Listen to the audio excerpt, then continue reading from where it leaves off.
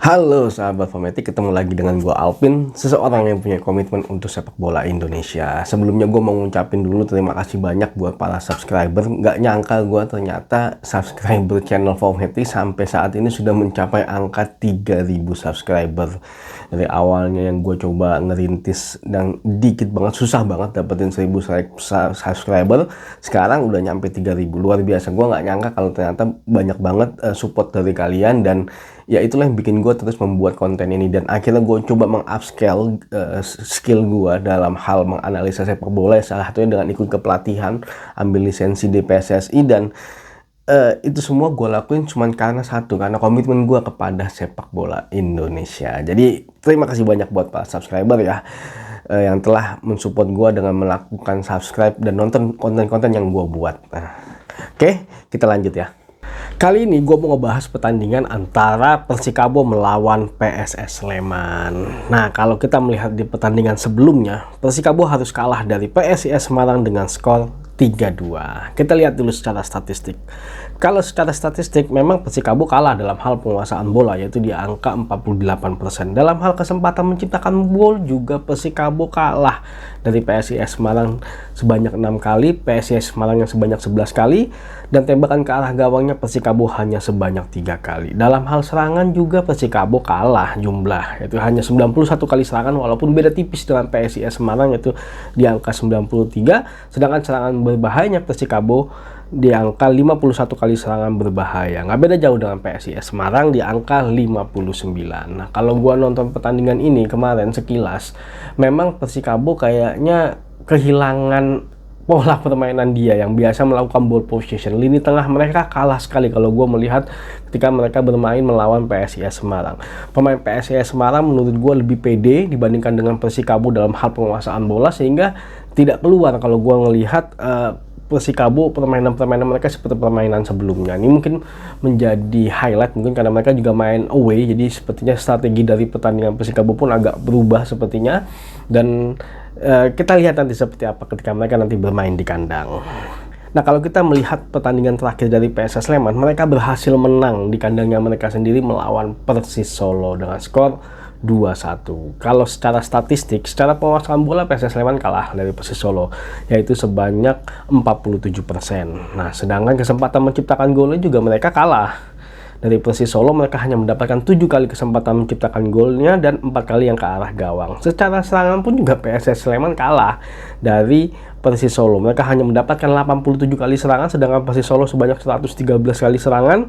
Dan serangan berbahaya pun PSS Sleman pun mendapatkan 40 kali serangan berbahaya, sedangkan Persis Solo sebanyak 68 kali serangan berbahaya. Nah, kalau di pertandingan ini memang gua ngelihat sepertinya lini pertahanan dari PSS Sleman cukup solid, dan mereka berhasil memanfaatkan kesempatan-kesempatan yang mereka dapatkan. Ya, salah satunya memang golnya adalah gol bunuh diri dari Fabian Bertrand, walaupun awalnya itu adalah sundulan dari Dave Mustaine. Nah, di gol keduanya mereka berhasil memanfaatkan peluang dengan perubahan strategi dari Persis Solo kalau gue ngeliat. Jadi Persis Solo ketika mereka ketinggalan, mereka berubah strategi dan mereka mencoba untuk keluar melakukan serangan, tapi PSS Sleman berhasil memanfaatkan itu dan akhirnya terjadi kemelut di depan gawang, dan akhirnya mereka berhasil menggolkan sehingga golnya menjadi 2-0 skornya. Nah, Persis Solo memang berhasil mengejar ketinggalan mereka menjadi 2-1, tapi kalau gua ngeliat memang sepertinya agak telat sih memang. Strategi mereka agak telat untuk menurunkan beberapa pemain yang mempunyai karakter menyerang ya. Bahkan sayap andalan mereka 2 orang itu dimasukkan di menit-menit terakhir babak kedua, yaitu antara Altaf dan juga Rio. Nah, itu mungkin mereka melihat sepertinya ketika mereka bertanding away tidak mau mereka keluar menyerang, karena memang akhirnya terbukti juga mereka akhirnya kalah dari PSS Sleman ya, karena mereka akhirnya harus kebobolan, dan itu menjadi faktor penting yang menurut gue yang akhirnya bisa PSS Sleman memenangkan pertandingan kali ini.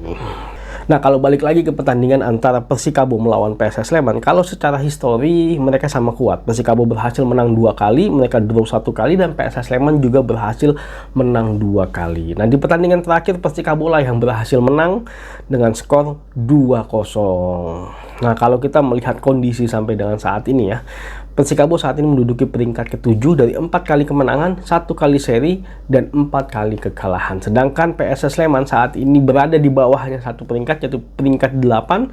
Mereka berhasil 3 kali menang, 3 kali seri, dan juga 3 kali kalah. Nah, kalau kita melihat statistiknya dalam hal produktivitas, Persikabo lebih produktif dibandingkan dengan PSS Sleman, yaitu di angka 1,78 gol per pertandingan, sedangkan PSS Sleman di angka 1 gol per pertandingan.